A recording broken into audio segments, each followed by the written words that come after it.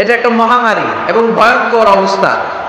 অন্যকে নিয়ে ব্যস্ত থাকা, অন্যকে সময় দেয়া। প্রিয় ভাইরা, স্রষ্টার দেয়া আমাদের জন্য সবচেয়ে দামি বিষয় হচ্ছে, আল্লাহর দেয়া সবচেয়ে দামি গিফট হচ্ছে আমাদের সময়। দামি গিফটের নাম কি? এই সময়টাই আমরা অন্যকে দিয়ে দিই। অন্যকে হিংসা করতে করতে এই দামি সময়গুলো নষ্ট করে ফেলে। এটা ঠিক না। আমারও অনেকে দেশে কাফের বলে, আছে না নাই? আমি অবাক হয়ে যাই, এই কাফেরের কথা শুনতে এতগুলো আল্লাহর ওলি কি করে আসে? আমার বুঝে আসে না, এই কাফেরের কথা শোনার জন্য এরকম ধাক্কাধাক্কি হয় কেন? আল্লাহ তুমি হেদায়েত দান করো। আমি শুধু আল্লাহর কাছে সাহায্য চাই আর আপনাদের দোয়া চাই। দোয়া করবেন, বদদোয়া দিবেন না তো আবার। আর কে আমারে কাফের বললো, কে কি ফতোয়া দিল, আই ডোন্ট কেয়ার, ওইদিকে আমি তাকাই না। এর কারণ পিছনের দিকে তাকানোর সময় আমার নাই। চিল্লা এখন ঠিক কিনা?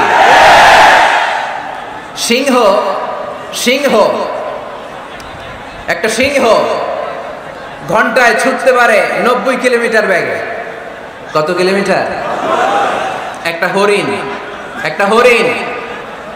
হরিণ ঘন্টায় ছুটতে পারে 100 কিলোমিটার বেগে। তাহলে কে জোরে ছুটে? জোরে বলতে হবে। সিংহ কত কিলোমিটার? হরিণ। তারপরেও হরিণটা 100 কিলোমিটার বেগে ছোটার পরেও সিংহটার কাছে সে ধরা পড়ে যায়। এর কারণ সিংহ যখন ধরার জন্য ছোটে, সে শুধু সামনে তাকায়, সে পিছনে তাকায় না। আর হরিণ 100 কিলোমিটার বেগে ছোটার পরেও সে ধরা খেয়ে যাবার ভয়ে বারবার পিছনে তাকায়। আর পিছনে তাকার কারণে ওর গতিটা স্লো হয়ে যায় আর সিংহের হাতে বধ হয়ে যায়। পিছনে তাকাবার সময় আমাদের নাই। চিল্লায় বলো ঠিক কিনা? আমরা অহংকার শিখি নাই, আমরা হিংসা শিখি নাই। আমাদের বুকে আছে বুক ভরা ভালোবাসা। আমি বিএনপি বুঝি না, আওয়ামী লীগ বুঝি না, জাতীয় পার্টি বুঝি না, জামাত ইসলাম বুঝি না, তাবলীগ বুঝি না, পীরের মুরিদ বুঝি না। যারাই পড়েছে লা ইলাহা ইল্লাল্লাহ, তার জন্য আমাদের হৃদয়ে জায়গা আছে না নাই? মুসলমান কেন, হিন্দুদের জন্য আমাদের বুকে জায়গা আছে না নাই? হিন্দু ভাই যদি বলে আমি পড়বো আশহাদু আল্লা ইলাহা ইল্লাল্লাহ ওয়া আশহাদু আন্না মুহাম্মাদ রাসূলুল্লাহ, তার জন্য আমাদের দরজা খোলা আছে না নাই? This is the beauty of Islam. এটা ইসলামের সৌন্দর্য। এটা অনেকে বুঝতে চায় না। আল্লাহ আমাদেরকে সহি সমঝ দান করুক। আমরা পড়ি আমিন। তো আমরা নিজের পায়ে দাঁড়াতে চাই। কার পায়ে? আমরা স্বাবলম্বী হতে চাই। কি হতে চাই? কাজ করার অনেক সুযোগ আছে। Just you have to generate new ideas, priceless ideas. You have to generate this. আপনাকে নতুন নতুন আইডিয়া দিতে হবে। নতুন নতুন আইডিয়া দিলেই আপনি মার্কেটে হিট করে ফেলবেন। আজকে সব গোমর ফাঁস করে দিয়ে গেলাম। কোটিপতি আর মিলিয়নিয়ার, বিলিয়নিয়ার হালাল পন্থায় যারা হতে চাও, your job is just produce new idea. নতুন নতুন কি লাগবে? আইডিয়া লাগবে। আইডিয়ার অনেক দাম। এই যে কিছুদিন আগে উবার নামে একটা কোম্পানির নাম শুনেছো তোমরা? কি নাম? গাজীপুরে চলে, শুধু শহরে না, ঢাকায়। আমি ওদের ব্যাপারে একটা রিপোর্ট পড়ে অবাক হয়েছে। এই উবারের কোনো পুঁজিপাতি কিছু নাই, ওদের কিছু অফিস আর স্টাফ।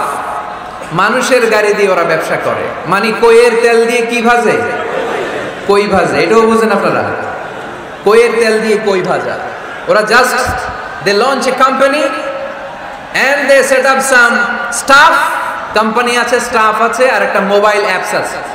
এই মোবাইল অ্যাপসের মধ্যে দিয়ে where you intend to go, কোথায় যেতে চান লিখবেন, কোন জায়গা থেকে যেতে চান লিখবেন, গাড়ি এসে হাজির।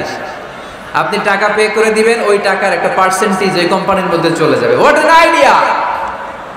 সারা বিশ্বে এখন শুরু হয়েছে। আমেরিকার সান ফ্রান্সিসকো একটা স্টেট আছে, সেখান থেকে তারা এই উবারের কার্যক্রম শুরু করেছে। 775টা শহরে উবারের এই অপারেশন কার্যক্রম চালু হয়েছে। 63টা দেশে ওদের সেন্টার আছে। আমাদের ঢাকাতেও আছে না নাই? আমি অবাক হলাম, 2018 সালে ওদের প্রফিট, ওদের রেভিনিউ হচ্ছে 11.27 billion US dollar, 11.27 billion dollar. Could you imagine that? আপনি কি কল্পনা করতে পারেন? বসে বসে অন্যের গাড়ি দিয়ে, অন্যের মাল সামান দিয়ে, অন্যকে খাটিয়ে কোটি কোটি টাকার ব্যবসা। তারপরে এই যে আমাদের প্রত্যেকের একটা অ্যাকাউন্ট আছে এক জায়গায়, কি নাম? কি বুক? কি বুক? সবাই জানেন? হুজুর আপনারও আছে? মাশাআল্লাহ। এই যে ফেসবুকের জন্য আমরা খেটে যাচ্ছি, দিন নাই রাত নাই, আমরা যে স্ক্রলিং করছি, লাইক দিচ্ছি, শেয়ার দিচ্ছি, we all are the staff of Facebook. আমরা সবাই ফেসবুকের এমপ্লয়ি, কাজ করে যাচ্ছি। জাস্ট আইডিয়া, এই আইডিয়া দেওয়ার কারণে কোটি কোটি বিলিয়ন ডলারের ওর মালিক বানায় দিছে কে? এজন্য নতুন নতুন আইডিয়ার দরকার আছে না নাই? আমাদের বাংলাদেশের ছেলেদের ভালো আইডিয়া আছে, তার প্রমাণ ওরা বানাইছে উবার, আমরা বানাইছি পাঠাও। আমরা বানাইছি কি? পাঠাওয়ে চড়ছেন কারা কারা দেখি? ওরে আল্লাহ, all are the smart guys, মাশাআল্লাহ, হাত নামান। পাঠাও তো উবারের চেয়ে আরো দুর্দান্ত আইডিয়া। প্রাইভেট কার যেতে পারে না জ্যামের মাঝখানে, কিন্তু পাঠাও হচ্ছে মোটরসাইকেল রাইড, চিপা চাপা দিয়ে চলে যায়। আছে না নাই? তো এরপরে নতুন কি আসবে, এই দায়িত্বটা তোমার মাথা থেকে বের করতে হবে। এই এন্টারপ্রেনারশিপ, নতুন করে উদ্যোগী হতে হবে। এই ভাইয়ের মতো বিলিয়নিয়ার হতে চাও, মিলিয়নিয়ার হতে চাও, you have to generate new ideas. নতুন নতুন আইডিয়াই তোমাকে হালাল পন্থায় বিলিয়নিয়ার বানাতে পারে, ঠিক কি না? আত-তাজিরা সাদুক আল-আমিন মা'আন নাবিয়্যিন ওয়াস সিদ্দীকিন ওয়াশ শুহাদা'i ওয়াস সালিহিন। আমানতদার, সত্যবাদী ব্যবসায়ী কিয়ামতের দিন নবীদের সাথে, শহীদদের সাথে, সিদ্দীকিনদের সাথে, সৎ কর্মশীল ব্যক্তিদের সাথে দাঁড়িয়ে যাবে। চিৎকার করে পড়েন সুবহানাল্লাহ। এজন্য নতুন নতুন যত আইডিয়া আছে এগুলো আমাদের মাথা থেকে বের করতে হবে, তাহলেই আমাদের ব্যবসায় বরকত দিবে কে? সম্মানিত সুধী, তাই বলছিলাম আমরা নিজের পায়ে দাঁড়াতে চাই, আমরা কিছু করে দেখাতে চাই, আমরা স্বাবলম্বী হতে চাই। পরিশ্রম করতে হবে, পরিশ্রমের কোনো বিকল্প নেই। There is no alternative way to struggle. Struggle তোমাকে করতেই হবে। কেউ তোমার জন্য স্পেস তৈরি করে দিবে না। এই পৃথিবীতে কেউ কাউকে জায়গা দেয় না, এই পৃথিবীতে এসে জায়গা করে নিতে হয়। চিৎকার দিয়ে বলো ঠিক কিনা? হুঙ্কার দিয়ে পৃথিবীবাসীকে জানিয়ে দিতে হয় আমি এসেছি। মায়ের পেট থেকে যখন আমরা বেরোই, আমরা কি বলি? ওয়াও ওয়াও বলে নিজের অস্তিত্বের জানান দেই যে আমি এসেছি, এই পৃথিবীতে আমি জায়গা করে নিতে এসেছি। Life is not a bed of roses. এই পৃথিবী ফুলের বিছানো সজ্জা নয়। এখানে কষ্ট করতে হবে, পরিশ্রম করতে হবে, ঘাম ঝরাতে হবে। পরিশ্রমের ঘামে যে লোনা পানি থাকে, ওই লোনা পানিতে জন্ম নেয় সফলতার বীজ। এজন্য পরিশ্রম করতে হবে। সব নবীরা পরিশ্রমী ছিলেন, সব নবীরা কাজ করেছেন। সূরা জুমার এই 10 নম্বর আয়াতে আল্লাহ তাআলা আমাদেরকে মোটিভেট করে শিখাতে চেয়েছেন যে স্বাবলম্বী হও, নিজের পায়ে দাঁড়াও, কাজের সময়ে কাজ, নামাজের সময় নামাজ। আজকে এই স্লোগানটা এই মাহফিলের শুরুতে, মাঝখানে, শেষে বারবার বলে আমরা মুখস্থ করে নিয়ে যাব। কাজের সময় সবাই বলেন নাই তো? সবাই বললে তো এই প্যান্ডেল কাঁপতে শুরু করবে। কাজের সময় এইভাবে আওয়াজ করতে হবে, পারা যাবে? নামাজের সময়, কাজের সময়, নামাজের সময়, সিনেমা দেখার সময় দেখা যাবে না। কাজের সময়, নামাজের সময়, এটা মনে থাকবে? মুখস্থ করা যাবে তো? আল্লাহ রাব্বুল ইজ্জা সূরাতুল জুমার 10 নম্বর আয়াতে মূলত আমাদেরকে এই মেসেজটাই দিতে চেয়েছেন। কাজের সময় কাজ, নামাজের সময়। ফাইযা কুদিয়াতিস সালাতু ফান্তাশিরু ফিল আরদি ওয়াবতাগু মিন ফাদলিল্লাহ ওয়াযকুরুল্লাহা কাসীরান লাআল্লাকুম তুফলিহুন। সুবহানাল্লাহ পড়েন। আল্লাহ বললেন যখন তোমাদের নামাজ শেষ হয়ে যায়, ফাইদা কুদিয়াতিস সালাত, যখন সালাত শেষ হয়ে যায়, ফান্তাশিরু ফিল আরদি, জমিনে ছড়িয়ে পড়ো, ওয়াবতাগু মিন ফাদলিল্লাহ, আল্লাহর দেয়া ফজল তালাশ করো, রিজিক তালাশ করো, ওয়াযকুরুল্লাহা কাসীরান, আল্লাহর জিকির বেশি বেশি করো, লাআল্লাকুম তুফলিহুন, তোমাদেরকে সফল বানায়া দিবে কে? সিস্টেমটা খেয়াল করেন। ফাইদা কুদিয়াতিস সালাত, যখন সালাত শেষ, ফান্তাশিরু ফিল আরদ, when you are done with your salah, spread out to your workplace, তোমার কাজের জায়গায় চলে যাও। নাকি মসজিদে বসে থাকবেন? নামাজ শেষে কি করতে হবে? কাজের জায়গায় চলে যেতে হবে। এটা ইসলামের নিয়ম, এটা বিশ্বনবীর সুন্নাহ, এটা আল্লাহর দেয়া পদ্ধতি। ফাইদা কুদিয়াতিস সালাতু, যখন সালাত শেষ হয়ে যাবে, ফান্তাশিরু ফিল আরদ, জমিনে ছড়িয়ে পড়ো, আবতাগু মিন ফাদলিল্লাহ, আল্লাহর রিজিক তালাশ করো। জমিনের মধ্যে আল্লাহর ফাদাল আছে, রিজিক আছে, এই রিজিকগুলো তালাশ করো। মসজিদে বসে থাকলে এই ফদল বা রিজিক কি পাওয়া যাবে? যাবে না। মসজিদে ঢুকলে রহমত পাওয়া যায়। গাজীপুরের ভাইয়ের আওয়াজ তুলে বলেন, মসজিদে ঢুকলে কি পাওয়া যায়? এজন্য মসজিদে যখন আমরা ঢুকি, কোন পা দিয়ে ঢুকি? ডান পা দিয়ে ঢুকেই আমরা বলি আল্লাহুম্মা ফতাহলি আবওয়াবা রাহমাতিক, O Allah open for us the door of your mercy. আল্লাহ আমাদের জন্য আপনার সব রহমতের দরজাগুলো খুলে দেন। কারণ মসজিদে ঢুকলেই রহমত দেয় কে? আর মসজিদ থেকে যখন বের হই তখন রহমত নয়, তখন পাওয়া যায় ফদল। যে ফদলের কথা আল্লাহ ইয়াতে বললেন, আবতাগু মিন ফাদলিল্লাহ, এই ফদল মানে হচ্ছে রিজিক। তাই মসজিদ থেকে যখন বেরোই, কোন পা দিয়ে বেরোই? আর কি দোয়া পড়ি? আওয়াজ করে বলেন, আল্লাহুম্মা ইন্নী আসআলুকা মিন ফাদলিক, মানে হে আল্লাহ, আমি আপনার কাছে আপনার ফদল চাই, রিজিক চাই। দুনিয়ার কেউ রিজিক দিতে পারে না, রিজিক দিতে পারে কে? এই রিজিক আমি আপনার কাছে চাই। আবার আল্লাহ বললেন, হুয়াল্লাযী জাআলা লাকুমুল আরদা যালুলা ফামশু ফি মানাকিবিহা ওয়া কুলু মির রিজকি ওয়া ইলাইহিন নুশুর। তিনি তো এমন সত্য যিনি তোমাদের জন্য জমিনটারে বানিয়েছেন সাহালাতুল মাসালিক, সহজে হাঁটা যায়, চলা যায়, চারা বীজ রোপণ করা যায়, চাষাবাদ করা যায়। আল্লাহ বললেন, জমিনের আনাচে কানাচে ঘুরে বেড়াও, জমিনের মধ্যে তোমাদের জন্য রিজিক রেখে দিয়েছে কে? এই জমিনের সব জায়গায় রিজিক আছে। আপনি জমিনের পাহাড়ে যাবেন, পাহাড়েও রিজিক আছে। জানেন পাহাড়ে কি চাষ হয়? হ্যাঁ, জুম চাষ হয়। বাংলাদেশের পাহাড়ে জুম চাষ হয়, আর মালয়েশিয়ার পাহাড়গুলোতে সব চাষ হয়। মালয়েশিয়া একটা জায়গা আছে ক্যামেরুন হাইল্যান্ড, ভাই গেছিলেন নাকি? ৬,০০০ ফিট উপরে, ঠান্ডা, প্রচন্ড ঠান্ডা। আমি প্রায় যাই, ওখানকার চা বাগানের স্নিগ্ধ হাওয়া আমাকে টানে খুব, বাতাসটা খুবই ক্লিন, ভাল লাগে। ওই ক্যামেরুন হাইল্যান্ডে ৬,০০০ ফিট উপরে ওরা করেছে ফুলের বাগান, ফলের বাগান, চায়ের বাগান, স্ট্রবেরির বাগান, মধুর চাষ করে। আর এই ৬,০০০ ফিট উপরে এই ভেজিটেবলস আইটেমগুলো দিয়ে তারা পুরো মালয়েশিয়ার খাদ্যদ্রব্যের যত সংকট, সব সংকট তারা দূরীভূত করেছে। সুবহানাল্লাহ পড়েন। তো ওনারা পাহাড়ের উপর চাষ করে, আর আমরা সমতল জায়গায় চাষ করতে চাই না। চাষাবাদ করতে আমাদের লজ্জা লাগে। কি লাগে? যুবক ভাইয়েরা, কাজে কোনো লজ্জা নেই। কাজে কি নেই?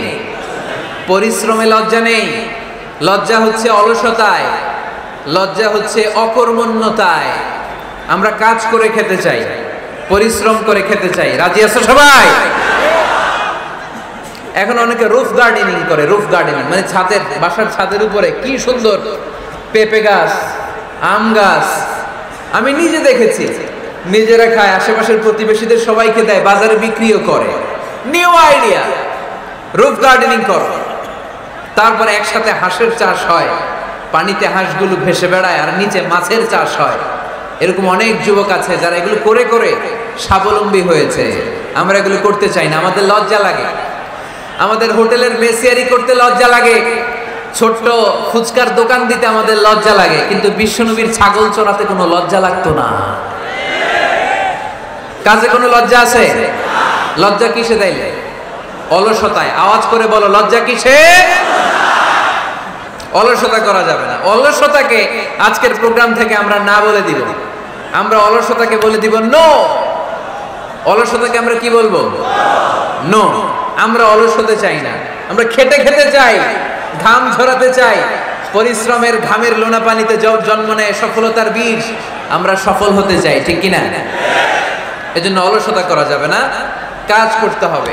আল্লাহ রাসূল সাল্লাল্লাহু আলাইহি ওয়াসাল্লাম এবং সাহাবারা আমাদেরকে কাজের প্রতি উৎসাহিত করেছেন। সাইয়েদনা ওমর ফারুক রাদিয়াল্লাহু তাআলা আনহু, নাম শুনেছেন? কত নাম্বার খলিফা? সবাই বলেন। 1 নাম্বার খলিফার নাম কি? 2 নাম্বার খলিফার নাম? 3 নাম্বার? 4 নাম্বার? রিদওয়ানুল্লাহি তাআলা আলাইহিম আজমাইন। ওমর ফারুক সাধারণ কোনো সাহাবী ছিলেন না, তিনি এমন সাহাবী ছিলেন বিশ্বনবী সাল্লাল্লাহু আলাইহি ওয়াসাল্লাম বলেছেন আমার পরে কোনো নবীও নাই, রাসূলও নাই, তবে আমার পরে যদি কেউ নবী হতো আমার ওমর নবী হয়ে যেত। বিশ্বনবী বলছেন লা নবিয়্যা বা'দি ওয়ালা রাসূলা, আমার পরে কোনো নবী নাই, রাসূল নাই। লাউ কানা বা'দি নাবিয়্যুন লাকানা উমর, তবে আমার পরে যদি নবী হওয়ার কোয়ালিটি আমার কোন সাহাবীর মধ্যে থেকে থাকে, আমার ওমরের মধ্যে সেই কোয়ালিটি আছে। প্রভু তুমি বলেছো রাসূল দেবে না, বলনি দেবে না ওমর, বলনি দেবে না হামজা তারি, খালিদ বিজয়ী সমর। প্রভু তুমি বলেছো রাসূল দেবে না, বলনি দেবে না ওমর, বলনি দেবে না হামজা তারি, খালিদ বিজয়ী সমর। প্রভু তুমি বলেছো রাসূল দেবে না। সুবহানাল্লাহ পড়েন। ওমর ফারুক রাদিয়াল্লাহু তাআলা আনহু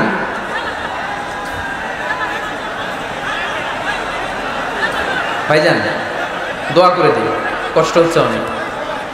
শেষ করে দিব, আলোচনা শেষ করে দিব। আর কয়েক মিনিট শুনবেন, শুনবেন শুনবেন তো বারবার এরকম আওয়াজ করলে কি শোনা যাবে? এই ছেলেরা, এই অডিও শোনো না তোমরা? অডিও, অডিওতে চেহারা দেখা যায় না। বসো, তোমরা অডিও শুনবে, এরা ভিডিও দেখবে। বসো, আওয়াজ নাই। আমি শুরুতেই বলেছি কানগুলো খরগোশের মতো খারাপ করে শোনো।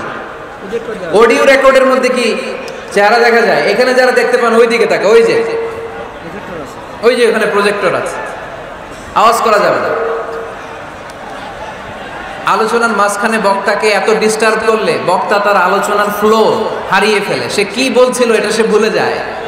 সে মাথার মধ্যে কি কি পয়েন্টস, কি কি মেসেজগুলো শেয়ার করার জন্য সে আগাচ্ছিল এটা সে ভুলে যায়। এজন্য আর কয়েক মিনিট কথা বলবো, আর কষ্ট দিব না আপনাদেরকে, একটু চুপ থাকবেন। দ্বিতীয় খলিফার নাম কি ছিল? সবাই বলেন কি নাম? সাইয়েদনা ওমর ফারুক রাদিয়াল্লাহু তাআলা আনহু। ওনারে মুনাফিকরা খুব ভয় পেত। কারা? মুনাফিক চিনেন তো? ভিতরে এক বাইরে আরেক, তার নাম সবাই বলেন ভিতরে এক বাইরে আরেক, তার নাম মুনাফিক। ইউযহিরু খিলাফা মা ইউবতিন, আরবিতে কি বলে? ইউযহিরু খিলাফা মা ইউবতিন, প্রকাশ করে একটা, ভিতরে আরেকটা। ভিতরে এক বাইরে আরেক, তার নাম সবাই বলেন ভিতরে এক বাইরে আরেক, তার নাম। আমরা কি মুনাফিক হতে চাই? এরা যখন যে সুবিধাজনক অবস্থানে থাকে তখন তার সাথে থাকে। ডান দিকে যে বলে আপনি ভালো, আমি আপনার দলের লোক। বায়ে যে বলে আরে না এটা খারাপ, আপনি ভালো, আমি আপনার দলের লোক। এরকম আছে না নাই? যখন যে ক্ষমতায় তখন তারে তেল মারে। যেদিকে বৃষ্টি আর তুফান ওইদিকে ছাতা ধরে। আছে না নাই? বাংলাদেশে একটা গান চলছিল কিছুদিন, শুনতাম, মধু হই হই বিষ হাবাইলা। সূরাতুল মুনাফিকুনের তাফসীর বোঝানোর জন্য এটা আমার জন্য খুব সহজ ছিল। মধু হই হই বিষ হাবাইলা। বলে মধু, বলে কি?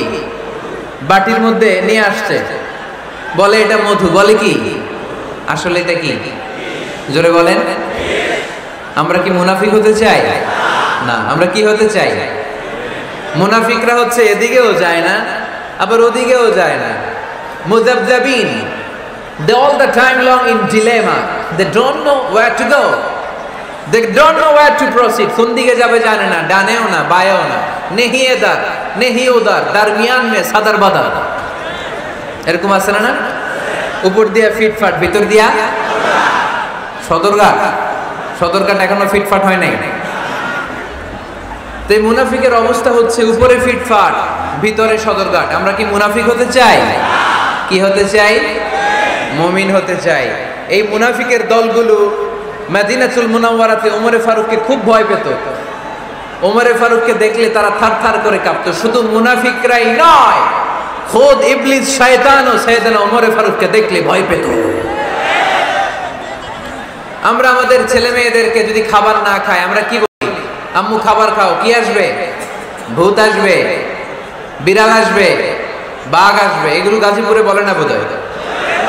আপনাদের ছোট্ট মেয়েটা যদি রাত্রে খেতে না চায়, আপনারা লোকমা তুলে কি বলেন? এই তাড়াতাড়ি খাও, কি আসবে? ভূত, ভূত আসবে। তো মদিনার সমাজে মদিনার ছোট্ট কচিকাচা সোনারমণিরাও রাতে খেতে চাইতো না।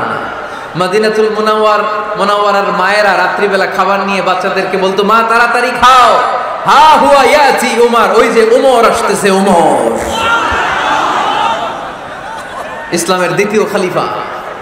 আশাদুহুম ফি আমরিল্লাহি উমর, আল্লাহর জমিনে আল্লাহর দ্বীন বাস্তবায়নের জন্য সবচেয়ে শক্তিশালী ছিল ওমর। চিল্লায় পড়েন সুবহানাল্লাহ। এই ওমরে ফারুক রাদিয়াল্লাহু তাআলা আনহু যে রাস্তা দিয়ে হাঁটতো, শয়তান ওই রাস্তা রেখে দিয়ে অন্য রাস্তা দিয়ে হাঁটতো। মা সালাকা শাইতানু ফাজ্জান সালিকান ইল্লা সালাকা ফাজ্জান গায়রা ফাজ্জিক। বিষ্ণু বলছেন, ওমর, শয়তান তোমারে দেখে এত ভয় পায়, তুমি যে রাস্তা দিয়ে হাঁটো, শয়তান তোমারে দেখলে ওই রাস্তা রেখে দিয়ে অন্য রাস্তা দিয়ে হাঁটে। চিল্লায় পড়েন সুবহানাল্লাহ। লা ইলাহা ইল্লাল্লাহ মুহাম্মাদুর রাসূলুল্লাহ সাল্লাল্লাহু আলাইহি ওয়াসাল্লাম। সাইয়েদনা ওমর ফারুক মসজিদে নববীর ইমাম। মসজিদে নববীর কি ইমাম? আপনারা শুনতেছেন? এই ছেলেরা বসে যাও, বসে যাও, বসে যাও, বসে যাও। সাইয়েদনা ওমর ফারুক মসজিদে নববীর ইমাম। এদিকে তাকান, আমার দিকে তাকান, আমার দিকে তাকান। উনি প্রত্যেক নামাজের ইমামতি করতে আসতেন মসজিদে নববীতে। জোহরের নামাজে ইমামতি করলেন। ইমামতি করে দেখলেন নামাজ শেষ, সবাই বের হয়ে চলে যায়। এটাই ইসলামের নিয়ম, ঠিক কি না? ফাইদা কুদিয়াতিস সালাতু ফান্তাশিরু ফিল আরদ ওয়াবতাগু মিন ফাদলিল্লাহ। নামাজের সময় খায়া ফেলাইছি, নামাজের সময়, কাজের সময়, নামাজের সময়, কাজের সময়। ফাইদা কুদিয়াতিস সালাহ, যখন নামাজ শেষ হয়, ফান্তাশিরু ফিল আরদ, জমিনে ছড়িয়ে পড়ো। এটা ইসলামের আইন। তার মানে আল্লাহ বুঝাতে চাইলেন, নামাজের সময় মসজিদে চলে যাও। নামাজ যখন শেষ হয়ে যাবে, শিক্ষক চলে যাবে স্কুলে, কৃষক চলে যাবে ফসল খেতে, মেম্বার অফ দ্য পার্লামেন্ট চলে যাবে সংসদ ভবনে, ব্যবসায়ীরা চলে যাবে শপিং মলে, ঠিক কি না? কাজে চলে যাও। ওমরে ফারুক নামাজের ইমামতি করিয়ে নামাজ শেষ করলেন। সবাই চলে গেল। ইয়ামান দেশ থেকে আসা কিছু লোক গোল হয়ে বসে আছে, জিকির আজকার করে, ইবাদত করে। এরা যায় না। এরা কি করে না? যায় না। আসরের নামাজে সাইয়েদনা ওমর ফারুক রাদিয়াল্লাহু তাআলা আনহু নামাজের ইমামতি করলেন। নামাজ শেষ, সবাই চলে যায়, এরা যায় না। মাগরিবের নামাজের পরেও এরা যায় না। এশার সালাতের পরেও এরা যায় না। এশার পরে উনি ধরলেন, মা বালুকুম মা খাতবুকুম, হোয়াটস রং উইথ ইউ ম্যান? তোমাদের কি সমস্যা? জোহর, আসর, মাগরিব, এশা প্রত্যেক সালাতের পরে সবাই যার যার কাজে চলে যায়, তোমরা যে যাও না? বাড়ি কই? বলি ইয়ামান। তো বসে থাকো কেন? কি করো? কই জিকির করি। কি করি? কি করি? জিকির আজকার করি, তাসবিহ তাহলিল পড়ি, ইবাদত করি। তো তোমরা যে যাও না, তোমাদের খাবার দেয় কে? খাবারের ব্যবস্থা হয় কোত্থেকে?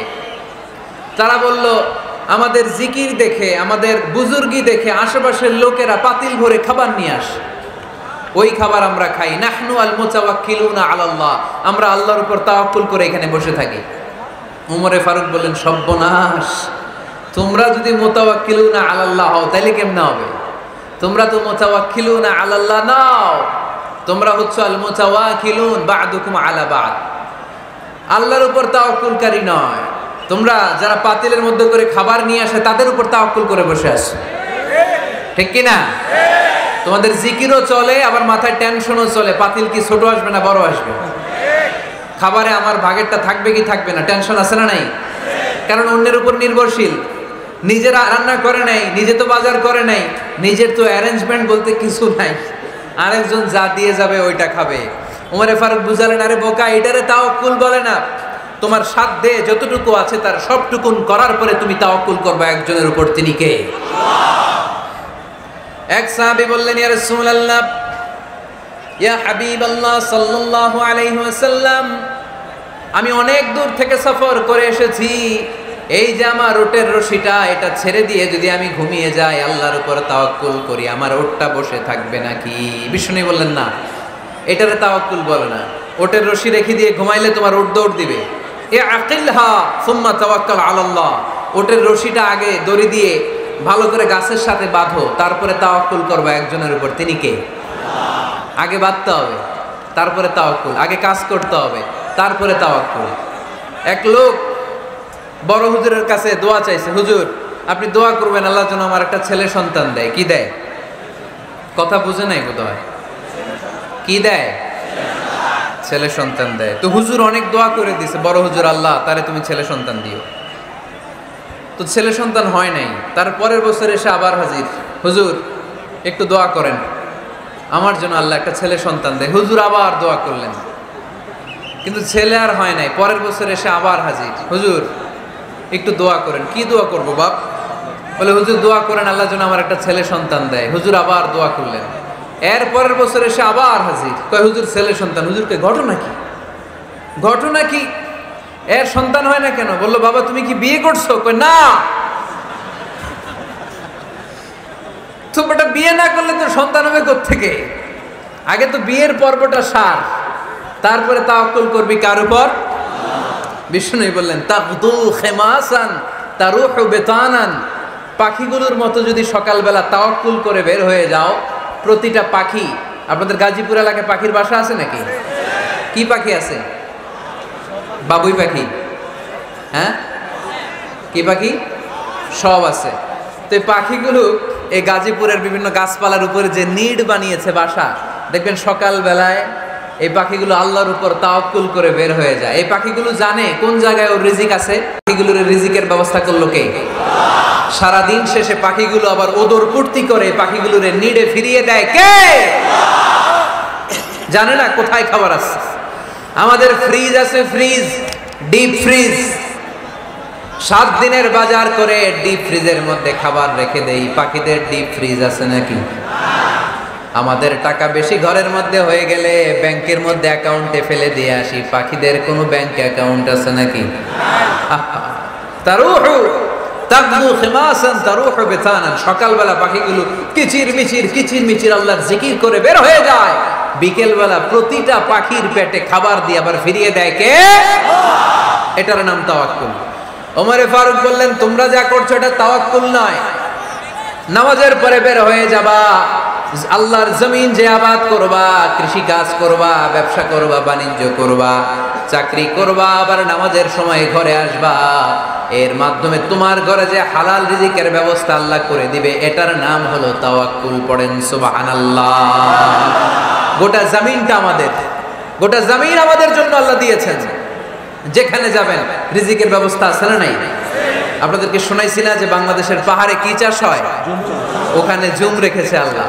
মালয়েশিয়ার ক্যামেরুন হাইল্যান্ডে আল্লাহ ফলের বাগান, ফুলের বাগান রেখেছে। আবার আপনি সাগরের মধ্যে নামলে রিজিক আছে না নাই? কি আছে? মাছ। সুবহানাল্লাহ কইবেন না?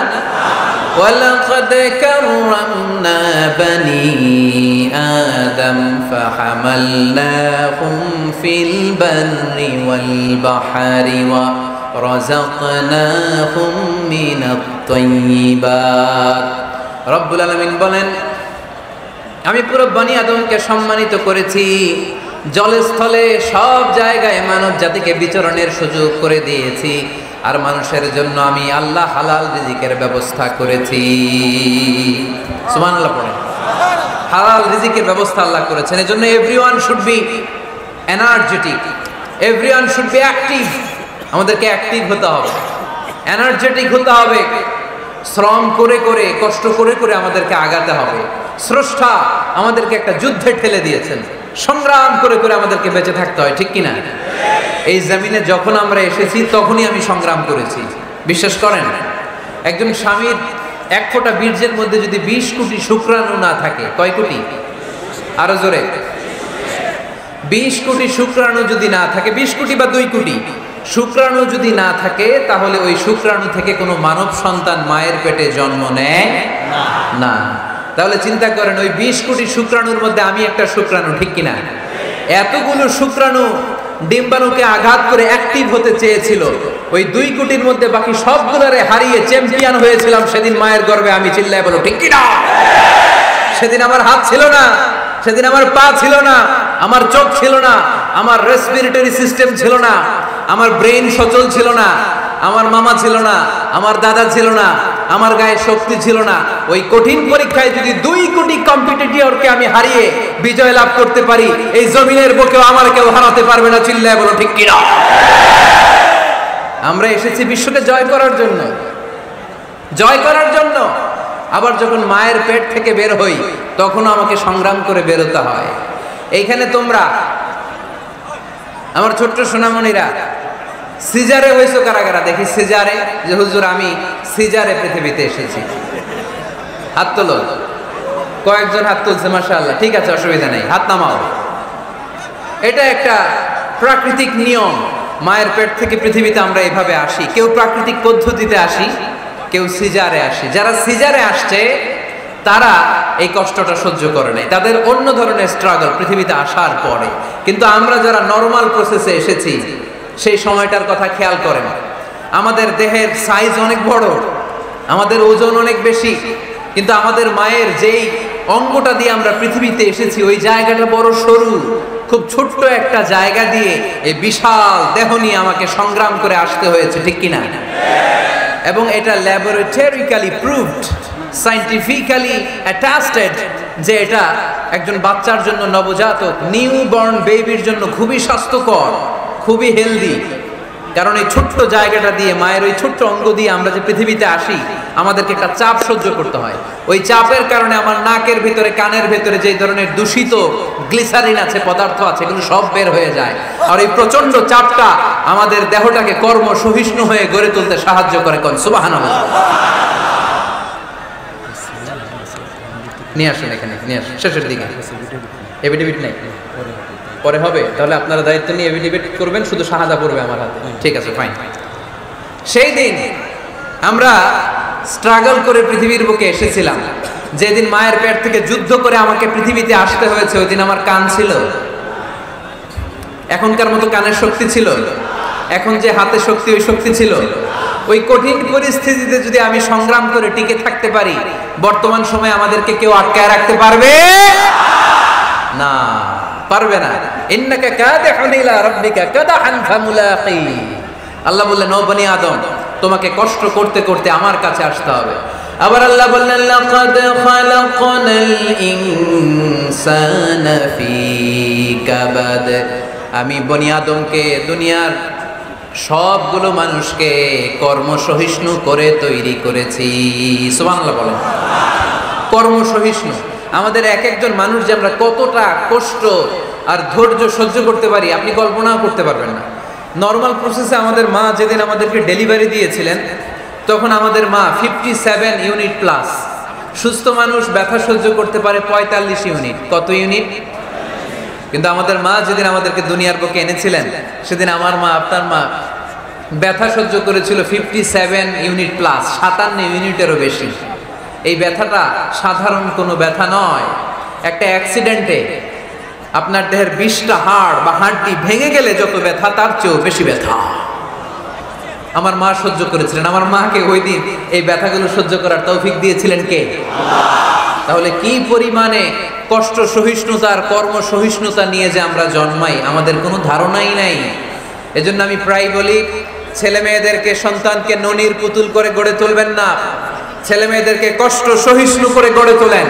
প্রতিকূল পরিবেশে কি করে নিজের অস্তিত্ব জানান দিতে হয়, এমন করে আমরা আমাদের মুসলমান সন্তানদেরকে গড়ে তুলবো। চিল্লায় বলেন ঠিক কি না? লাকাদ খালাকনাল ইনসানা ফি কাবাদ।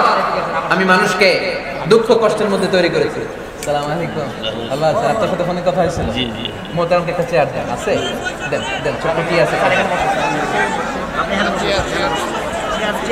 আলহামদুলিল্লাহ, আপনাদের এলাকার, আপনাদের মা ও মাটির সন্তান, গণমানুষের নেতা, মুক্তি যুদ্ধ বিষয়ক মন্ত্রণালয়ের মাননীয় মন্ত্রী মহোদয়, আকম মুজাম্মেল হক সাহেব ইতিমধ্যে আমাদের মাঝখানে এসে উপস্থিত হয়েছেন।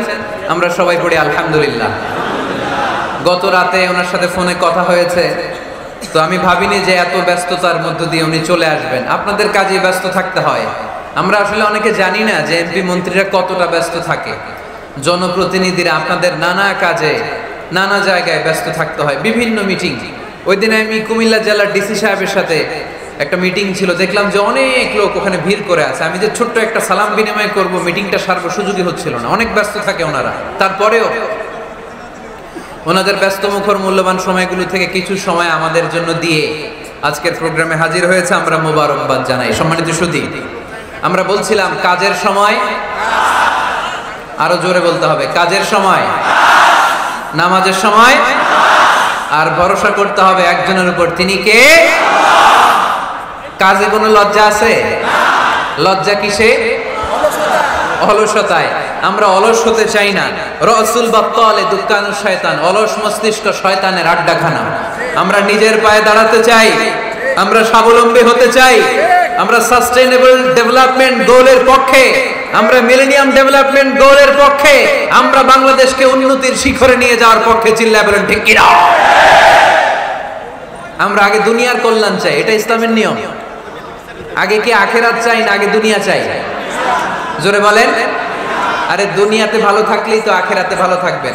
এজন্য আল্লাহ আমাদেরকে শিখালেন, পড়ো রব্বানা আতিনা ফিদ দুনিয়া হাসানা ওয়া ফিল আখিরাতি হাসানা ওয়া কিনা আযাবান নার। আয় আমাদের রব, এই দুনিয়ার বুকে আপনি আমাদেরকে কল্যাণ দেন, আখিরাতের বুকে আপনি আমাদেরকে কল্যাণ দেন, আগুনের শাস্তি থেকে আল্লাহ আপনি আমাদেরকে বাঁচিয়ে দেন। পড়ে না আমিন। তাহলে আগে দুনিয়া, তবে দুনিয়াকে হৃদয়ে স্থান দেয়া যাবে না। দুনিয়াকে বশ করে হাতে নিব, কিন্তু হৃদয়ে থাকবে আখিরাত। জোরে বলতে হবে ঠিক কিনা? নিজ হাতে উপার্জিত সম্পদের চেয়ে শ্রেষ্ঠ কোনো সম্পদ আর হতে পারে না। আমার দিনমজুর ভাইয়েরা, কুলি মজুর ভাইয়েরা, রিকশাওয়ালা ভাইয়েরা, ফ্যাক্টরি ওয়ার্কার যারা, আপনারা আল্লাহর কাছে অনেক সম্মানিত। আপনাদের উপার্জন হালাল। আপনাদের এক পা এমনি জান্নাতে ঢুকে আছে। এখন শুধু এক পা ঢুকাইলে চলবে? পা কয়টা? আরেকটা ঢুকানোর দরকার আছে না নাই? আপনাদের উপার্জন হালাল। আপনারা 5 ওয়াক্ত সালাত পড়বেন, মানুষের হক নষ্ট করবেন না, আব্বা আম্মার দোয়া নিবেন, দ্বিতীয় পাটাও জান্নাতে ঢুকায় দিবে কে? মা আকালা আহাদুন তুআমান কাত্তু খায়রুম মিন আইয়াকুলা মিন আমালি ইয়াদিহি। নিজের হাতে উপার্জিত সম্পদের চেয়ে, খাবারের চেয়ে শ্রেষ্ঠ সম্পদ আর হতে পারে না। আমার রিকশাওয়ালা ভাই, তার উপার্জন হালাল না হারাম? আমার কুলি মজুর ভাই, উপার্জন হালাল না হারাম? মাথার গাম পায়ে ফেলে ফ্যাক্টরি ওয়ার্কাররা যে বেতনটা পায়, এটা হালাল না হারাম? তাদের দোয়াকে কবুল করে নিবে কে? এজন্য যুবক ভাইরা, never under estimate any job. কোন জবকে, কোন চাকরিকে ছোট করে দেখার সুযোগ নাই। কারণ আমার উপার্জন হালাল হলেই ওই হালাল উপার্জনে বরকত দিবে কে? Whether it's the small or big, you don't care. এটা তোমার কেয়ার করার দরকার নেই। চাকরি পেলেই একটা ঢুকে যাবা, চাকরি পেলেই ঢুকে যাবা। কারণ আমাদের চাকরির বাজার মন্দা। আমাদের বাংলাদেশ, ভারতে কোন একটা চাকরির জন্য চেয়েছে 8 পাস, ওইখানে অ্যাপ্লাই করে ডক্টরেট ডিগ্রি দাঁড়িয়ে আসে না নাই? এত কষ্ট করে চাকরি পাওয়া পৃথিবীর কোথাও লাগে না। কারণ আমাদের পপুলেশন বেশি, তাই চাকরির জন্য আমাদের বসে থাকা লাগবে না। আমাদেরকে উদ্যোক্তা হতে হবে, আমাদের এন্টারপ্রেনার হতে হবে। শুরুতে যেটা বলেছিলাম, আমাদের আইডিয়াকে কাজে লাগাতে হবে, ঠিক কিনা? আর যাই করব আমরা ভালোভাবে করব। ভালোভাবে করলে ওই কাজে বরকত দেয় কে? ভালোভাবে করার জন্য আল্লাহ তাআলা সূরাতুল মুলকে আমাদেরকে গাইডলাইন দিয়েছেন। রব্বুল আলামিন বলেন, আল্লাযী খালাকাল মাউতা ওয়াল হায়াতা লিয়াবলুয়াকুম আইয়ুকুম আহসানু আমালা। তিনি এমন সত্তা যিনি তোমাদের তৈরি করেছেন, জীবন আর মৃত্যুকে তৈরি করেছেন এই জিনিসটা পরীক্ষা করবার জন্য। তোমাদের মধ্য থেকে কে ভালোভাবে কাজ করে? সুবহানাল্লাহ। কে বেশি আমল করে, আল্লাহ এটা বলছে, নাকি কে ভালো আমল করে? কথা কি বুঝতেছেন? যদি বেশি আমল করার কথা আল্লাহ বলতো, তাহলে এই আয়াতটা হতো লিয়াবলুয়াকুম আইয়ুকুম আকসারু আমালা। কিন্তু আল্লাহ কি এতে আকসারু আমালা বলেছে? আলেম যারা আছেন তারা আমার সাথে সাথে বলেন, আল্লাহ কি আকসারু আমালা বলেছে? আল্লাহ কি বলেছে? লিয়াবলুয়াকুম আইয়ুকুম আহসানু আমালা, কে ভালো করে কাজ করে উইথ প্রফেশনালিজম। আপনি যেটাই করেন না কেন আপনাকে প্রফেশনালিজমের সাথে করতে হবে, তাহলে ওই কাজে বরকত দিবে কে? ছোট হোক বড় হোক এটা কোনো সমস্যা? যাই করি না কেন কিভাবে করব? ভালোভাবে। আওয়াজ করে বলেন কিভাবে করব? যে কোনো কাজ করো না ভাই, যে কোনো কাজ করো তা যেন হয় সবার চেয়ে সবচেয়ে সুন্দর। যে কোনো কাজ করো না ভাই, যে কোনো কাজ করো তা যেন হয় সবার চেয়ে সবচেয়ে সুন্দর। হোক না সেটা পড়া লেখা, রঙের ভাষায় ছবি আঁকা, হোক না সেটা পড়া লেখা, রঙের ভাষায় ছবি আঁকা, হোক না সেটা সামান্য কাজ কিংবা মহত্তর, তা যেন হয় সবার চেয়ে সবচেয়ে সুন্দর। যে কোনো কাজ করো না ভাই, যে কোনো কাজ করো তা যেন হয় সবার চেয়ে সবচেয়ে সুন্দর।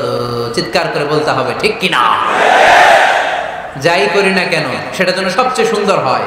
You have to make the best out of you, you have to try you love best. তোমার সাধ্যের যতটুকু আছে তার সবটুকু করতে হবে, বাকি বরকত তার কল্যাণ আমাদেরকে দান করবে কে?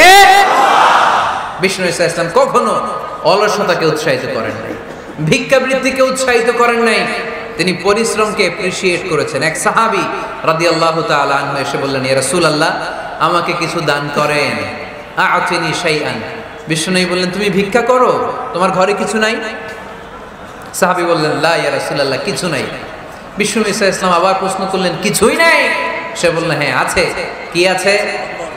একটা জামা আছে, জামা, আর আছে একটা পানি খাওয়ার জগ।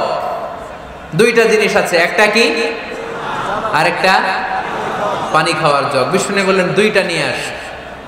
সাহাবী রাদিয়াল্লাহু সাহাবীর হাতে দিয়ে বললেন, যাও 1 দিরহাম দিয়ে তোমার পরিবার পরিজনদের জন্য খাবার কিনে নিয়ে যাও, আর 1 দিরহাম দিয়ে একটা কুঠার কিনে নিয়ে আস। কি কিনে নিয়ে আসো?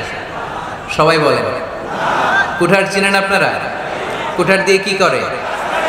গাছ কাটে। ওই সাহাবী আর 1 দিরহাম দিয়ে একটা কুঠার কিনে নিয়ে আসলেন। বিশ্বনবী সাল্লাল্লাহু আলাইহি ওয়াসাল্লাম নিজ হাতে ওই কুঠারের একটা হাতল লাগাই দিলেন। সুবহানাল্লাহ পড়তে পারলেন না মজা করে? হাতল ছাড়া কুঠার ধরা যায়? ধরা যায় না। বিশ্বনবী কাঠের একটা হাতল লাগাই দিলেন। এই হাতলটা দিয়ে বিশ্বনবী বললেন, try to imagine the attitude of the last messenger Muhammad সাল্লাল্লাহু he changed the world for the better and made us better creature. তার নাম কি? কি নাম? হি ওয়াজ মুহাম্মদ সাল্লাল্লাহু আলাইহি ওয়াসাল্লাম। Muhammad, mercy upon mankind, teacher of all mankind, Abul Qasim, Ya Habibi, Ya Muhammad, Ya Shafi'i, Ya Muhammad, Khairu Khalqillahi Muhammad, Ya Mustafa, Ya Imam al-Mursalin, Ya Mustafa, Ya Shafi'al Alamina. পড়েন সবাই। Ya Mustafa, Ya Imam al-Mursalin, Ya Mustafa, Ya Shafi'al Alamina. He taught us to be just and kind and to feed the poor and hungry, help the wafer and the orphan child, and to not be cruel and miserly. His speech was soft and gentle, like a mother stroking her child. His mercy and compassion were most radiant when his smile was Muhammad sallallahu alayhi wasallam. Muhammad, mercy upon mankind, teacher of all mankind, أبا القاسم يا حبيبي يا محمد يا شفيعي يا محمد خير خلق الله محمد পড়েন সবাই يا مصطفى يا إمام المرسلين يا مصطفى يا شفيع العالمين يا مصطفى يا إمام المرسلين يا مصطفى يا شفيع العالمين محمد سبحان الله পড়েন He was Muhammad sallallahu alayhi wasallam বিশ্বনবী নিজ হাতে ওই সাহাবীর কুঠারের ভেতরে একটা হাতল লাগাই দিলেন ঘটনা মনে আছে নাকি নাশিদ শুনে ভুলে গেছেন ঘটনা মনে আছে সবার তিনি হাতল লাগাই দিলেন আর বললেন যাও গায়ে শক্তি আছে তাগড়া যুবক এই কুঠার নিয়ে জঙ্গলে যাও জঙ্গলে যে কাঠ কাটো লাকড়ি বানাও বাজারে যে বিক্রি করো লা ইয়াহতাতিবা আহাদুকুম হাজমাতান ফি যাহরিহি খায়রুম মিন আই ইয়াসআলা আহাদান ফায়ু'তিয়াহু আও ইয়ামনাহু যাদের গায়ে জোর আছে শক্তি আছে পরিশ্রম করে লাকড়ির বোঝা পিঠে নিয়ে বাজারে বিক্রি করা অনেক ভালো কারো কাছে হাত পাতার চেয়ে কারণ তুমি হাত পাতলে লোকজন তোমারে দিতেও পারে নাও দিতে পারে কিন্তু পরিশ্রম কখনো বৃথা যায় না What is the moral of the story? রাসূল সাল্লাল্লাহু আলাইহি ওয়াসাল্লামের এই প্রফেটিক স্টোরি থেকে আমাদের শিক্ষা কি বিশ্বনবী বললেন যাও কাঠ কেটে নিয়ে আসো লা উরিদু আন আরাকা 15 আইয়াম সামনের 15 দিন আমি যেন আমার চোখ দিয়ে তোমারে আমার আশেপাশে ঘুরঘুর করতে না দেখি সাহাবী চলে গেলেন কাঠ কাটতে আরম্ভ করলেন বাজারে বিক্রি করতে আরম্ভ করলেন 15 দিনের ব্যবধানে 10 দিরহাম নিয়ে বিশ্বনবীর দরবারে ওই সাহাবী হাজির হয়ে গেলেন 10 দিরহাম নিয়ে হাজির হয়ে গেলেন এসে বললেন ইয়া রাসূলুল্লাহ ইয়া হাবিবাল্লাহ আমি আর দরিদ্র নাই আমি আর ভিক্ষা করি না আমি নিজের পায়ে দাঁড়িয়েছি আমি স্বাবলম্বী হয়েছি আমি অন্যান্য খেটে খাওয়া মানুষের মতো এখন উপার্জন করে আমার ফ্যামিলির চাহিদা মিটাই পড়েন সুবহানাল্লাহ what is the moral of the story এই প্রফেটিক স্টোরি থেকে আমাদের জন্য শিক্ষা হচ্ছে বিষ্ণু ঈসা ইসলাম চাইলেই ওই 2 দিরহাম দিয়ে বলতে পারতেন যাও এটা দিয়ে খাবার কিনে খাও দুপুরবেলা খাইতো রাত্রেবেলা আবার যাকাতের লাইন ধরতো কথা কন তার মানে বিষ্ণু ঈসা ইসলাম কাজের প্রতি উৎসাহিত করেছেন 2 নম্বর লেসন বা শিক্ষা হচ্ছে বিশ্বনবী সাল্লাল্লাহু আলাইহি ওয়াসাল্লাম পার্মানেন্ট সলিউশন করে দিয়েছেন স্থায়ী সমাধান ঠিক কি না আমরা প্রায় যাকাতের শাড়ি দেই লুঙ্গি দেই আছে না নাই আলহামদুলিল্লাহ আপনাদের গাজীপুরে বোধহয় এগুলো নাইটাই এখানে নাই আছে যদি থেকে থাকে এই ট্র্যাডিশন আপনারা বন্ধ করবেন যাকাতের শাড়ি বলতে কোনো শাড়ি নাই যাকাতের লুঙ্গি বলতে কোনো লুঙ্গি নাই কারণ যাকাতের শাড়ি আর যাকাতের লুঙ্গি যদি আপনি বিতরণ করেন আর সামান্য সয়াবিন তেল আর চাল ডাল যদি আপনি প্যাকেট করে দিয়ে দেন তাহলে 1 মাস পরে আবার যে সে আরেক জায়গায় যাকাতের লাইনে দাঁড় হয়ে যাবে চিল্লা এখন ঠিক কিনা এজন্য আপনাকে পার্মানেন্ট সলিউশনের ব্যবস্থা করতে হবে আমি সব জায়গায় বলি যে প্রতিটি জেলার বিজনেস ম্যাগনেট যারা আছেন তারা সবাই মিলে একটা যাকাত ম্যানেজমেন্ট প্ল্যাটফর্ম গড়ে তুলুন সেখান থেকে এমনভাবে যাকাত দিন যাতে মানুষ স্বাবলম্বী হতে পারে স্বাবলম্বী বানানোর জন্য দারিদ্র বিমোচনের জন্য যাকাত এসেছে যাকাতের শাড়ি লুঙ্গি বিতরণের জন্য নয় আর যাকাতের শাড়ি এত পাতলা মশারি কি পাতলা এর চেয়েও পাতলা দেখছেন কখনো এটারে একবার ধোয়ার পরে দ্বিতীয়বার পরা যায় না একবার ধোয়ার পরে শাড়ির দিকে তাকাইলে শাড়ি আপনার দিকে বেশকি মেরা থাকবে কথা বলেন ঠিক কিনা এইভাবে শাড়ি লুঙ্গি দেয়া যাবে এভাবে তো শাড়ি লুঙ্গি বিতরণ করলে যারা লাইন ধরে যাকাত নিতে আসলো এই আল্লাহর বান্দাদেরকে অপমান করা হয় আর আল্লাহ বললেন ওয়ালাকাদ কাররামনা বানি আদম আমি পুরো বানি আদমকে সম্মানিত করেছি ফেরেশতার সম্মান বেশি না মানুষের বুঝা শুনা বললেন কার তুমি মাটির আদমকে প্রথম সৃষ্টি করিয়া ঘোষণা করিয়া দিলে শ্রেষ্ঠ বলিয়া তাই তো নূরের ফেরেশতা করে আদমকে সেজদা সুবহানাল্লাহ পড়েন তাই তো নূরের ফেরেশতা করে আদমকে সেজদা সবার চেয়ে সম্মান দিলে মাটির আদমকে পড়েন আল্লাহু আল্লাহু তুমি জাল্লে জালালুহু শেষ করা তো যায় না গে তোমার গুণগান আল্লাহু আল্লাহু সুবহানাল্লাহ পড়েন আহা, মানুষের মর্যাদা সবচাইতে বেশি। এজন্য যাকাত যারা নিতে আসে তাদেরকে অপমান করা যাবে না। এর কারণ যাকাত দিয়ে আপনি কোনো করুণা করেননি, বরং ওরা যাকাত নিয়ে আপনাকে এই ফরজ ইবাদত করার সুযোগ করে দিয়ে আপনার প্রতি করুণা করে গিয়েছে। আওয়াজ করে বলেন ঠিক কি না? অনেকে মনে করে আমি যাকাত দেই, আমি মনে দয়া করছি, আমি মনে হয় করুণা করছি। আচ্ছা, যারা গরিব ওরা যদি যাকাত না নেয় ওর সমস্যা আছে? নিমু না যাকাত। কিন্তু আমি যদি বলি দিমু না, আমার খবর আছে না নাই? আমার জন্য দেয়া ফরজ, ওর জন্য নেয়া ফরজ না। তাই আমি দিয়ে করুণা করিনি, ও আমার কাছ থেকে যাকাত নিয়ে জাহান্নামের আগুন থেকে আমাকে বাঁচিয়ে ও আমাকে দয়া দেখিয়েছে।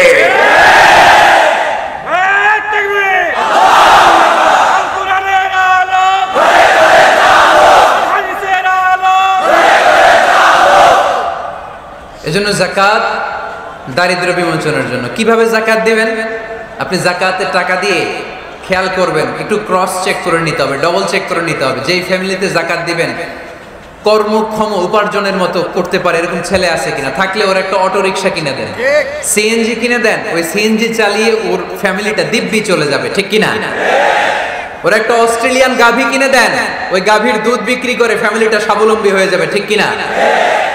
লক্ষ্মীপুরে আমি ওয়াজ করলাম, বললো হুজুর আমরা এভাবে একটা যাকাত ম্যানেজমেন্ট প্ল্যাটফর্ম গড়ে তুলেছি, এখানে আমরা টাকা জমিয়ে জমিয়ে আমাদের এলাকার যে সমস্ত ছেলেগুলো কর্মক্ষম, তাদের ঘরে টাকা পয়সা নাই, আমরা যাকাতের টাকা দিয়ে ওদেরকে প্রবাসী বানিয়ে দেই, বিদেশে পাঠিয়ে দেই, ওর কষ্ট অর্জিত সম্পদ দিয়ে ওর ফ্যামিলি এখন